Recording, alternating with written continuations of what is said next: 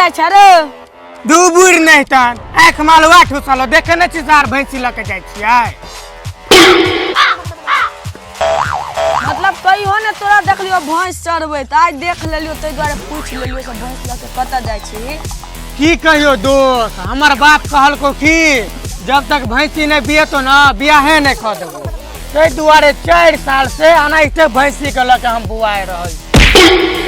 ठीक है रे अंकुश भाई तो बहुते बड़ा समस्या छो त एगो काम कर न पाड़ा बाबा के कोबला क दी तू अगर एको नजर देख लेलको त तब तोहर कल्याण भेलेटा छो।